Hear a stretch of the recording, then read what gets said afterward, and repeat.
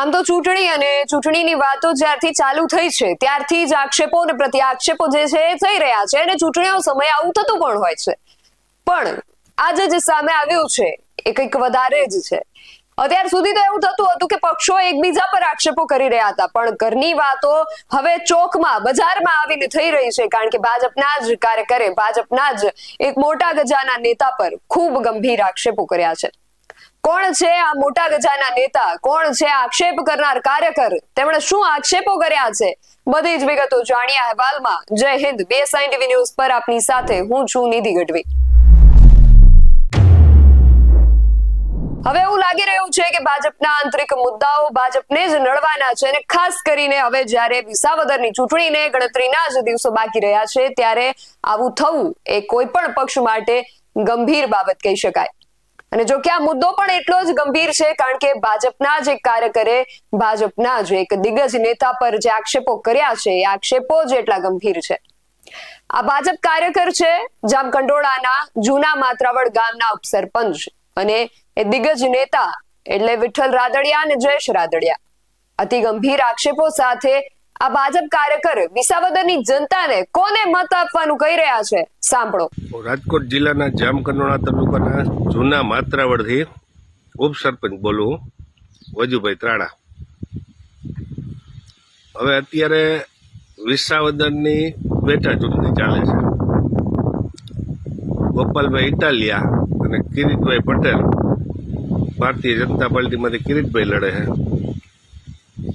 અને આમ આદમી પાર્ટીમાંથી ગોપાલભાઈ ઇટાલિયા લડે છે। હવે વાત એ છે, સંદેશો મારે એ આપવો છે કે ગોપાલભાઈ ઇટાલિયા એક તાકાતવાળો ઉમેદવાર છે, એ વિસાવદરના ખેડૂતો જાણે છે અને જામકંડોળાથી જયેશભાઈને પક્ષે જવાબદારી આપી છે વિસાવદરની ચૂંટણી કિરીટભાઈ પટેલને જીતાડવાની। તો હવે જવાબદારી ભારતીય જનતા પાર્ટીએ આપી છે, હું ભારતીય જનતા પાર્ટીનો કાર્યકર છું અને અમે પહેલેથી ભારતીય જનતા પાર્ટી હારે જ જોડાયેલા હી, પણ વેદના છે ને એટલે કહેવાય જાય છે કે જ્યારે વિસાવદરની સીટ ઉપર કેશુભાઈ પટેલ ધારાસભ્ય તરીકે છૂટા હતા અને મુખ્યમંત્રી ગુજરાત રાજ્યના હતા, હવે કેશુભાઈને સત્તા ઉપરથી પોતાના સ્વાર્થ માટે હટાવવાવાળા વિઠ્ઠલભાઈ રાદડિયા મુખ્ય ફાળો એનો હતો અને ભારતીય જનતા પાર્ટીને એના દીકરાને જવાબદારી દીધી છે જયેશભાઈ રાદડિયાને। તો તમે ભારતીય જનતા પાર્ટીનો કાર્યકર છું ને એટલે હું પક્ષને કહું છું, પાર્ટીને કહું છું કે તમે એવું માનો છો કે જયેશભાઈ રાદડિયાનું વિસાવદરના ખેડૂતો, વિસાવદરનો પટેલ સમાજ કે 18 વરણ શું એનું માનશે? જયેશભાઈ જ્યાં જ્યાં જાહે ને ત્યાં રોષ વધશે। એનું કારણ એવું છે કે વિઠ્ઠલભાઈએ જયારે કેશુબાપાની પીઠ પાછળ ખંજર મારી ને એ વિસાવદરની જનતાને ખબર છે ને એ જાણે છે, એટલે જયેશભાઈને તમે જવાબદારી દીધી છે ને એના કારણે ભાજપને નુકસાન સહન કરવું પડશે। કદાચ વિસાવદરની સીટ જાય પણ ગોપાલભાઈ જીતી જાય, કેમ કે પબ્લિક એટલી ગાંડી કે ભોળી નથી હોતી કે સમયને ભૂલી જાય। અને જયેશભાઈ પટેલ સમાજના નેતા થઈને ફરે છે તો વિસાવદર નક્કી કરશે કે પટેલ સમાજના નેતા જયેશભાઈને સ્વીકારે છે પટેલ સમાજ કે નથી સ્વીકારતા, એ વિસાવદરની જનતા નક્કી કરશે। 19 તારીખે મતદાન અને 23 તારીખે રિઝલ્ટ છે, ત્યારે ભાજપે નક્કી કરવાનું છે કે પટેલ સમાજના નેતા કોણ છે। અને સમૂહ લગ્ન જ્યારે આપને જામકંડોળાની અંદર યોજાયો ત્યારે આ તાલુકો જામકંડોળા રહ્યો ને એક સમાજની ભાવનાથી જોડાયેલો તાલુકો છે અને દરેક કાર્યક્રમની અંદર એક સમાજની ભાવનાથી કામ કરતો હોય, પણ હર વખતે હવે તો એવું થઈ ગયું છે કે સમાજના મંચને રાજકીય મંચ બનાવી દે છે આ લોકો।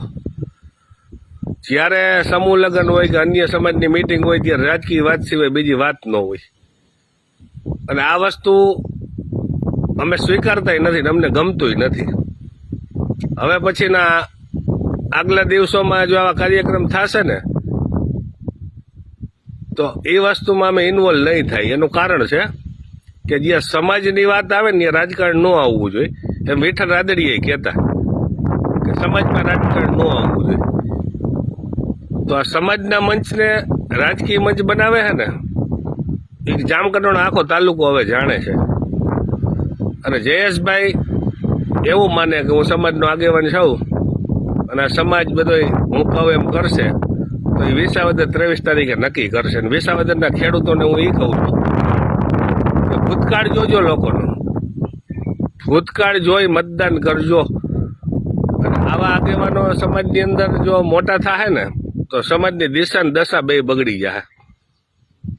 સારા અને પવિત્ર માણસ કેશુભાઈ પટેલ કે જે લેવા પટેલ સમાજનો મોભી હતો અને વિસાવદરની સીટ ઉપરથી મુખ્યમંત્રી તરીકે ગુજરાત રાજ્યનું શાસન કરતા અને 18 વર્ષનું કામ કરતા, કે બાપાનું કોઈ ખરાબ ન બોલી શકે ગુજરાત રાજ્યની અંદર. 18 વર્ષમાં કોઈ એમ ન કહી શકે કેશુ બાપાએ કોઈના કામ નથી કર્યા. આવા ભોળા બાપાને પીઠ પાછળ ઘા મારી અને જે સત્તાથી દૂર કર્યા છે પોતાના અંગત સ્વાર્થ માટે, એ સમાજ બધો જાણે છે, વિસાવદરની જનતા જાણે છે. અને વિસાવદરની જનતા નક્કી કરશે 23 તારીખે. એનું પરિણામ વિસાવદરની જનતા બતાવશે અને વિસાવદરનો ખેડૂત બતાવશે.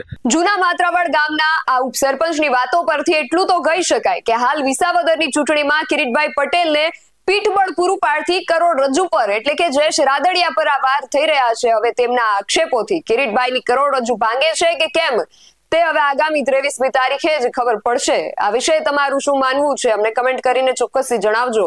આવા જ વધુ અહેવાલો સાથે મળતા રહીશું. તમે મારી YouTube ચેનલને સબસ્ક્રાઇબ કરવાનું અને અમને Facebook અને Instagram પર ફોલો કરવાનું ભૂલશો નહીં. બાકી અવનવી અપડેટ્સ માટે આપ જોતા રહો BS9 TV ન્યૂઝ. નમસ્કાર.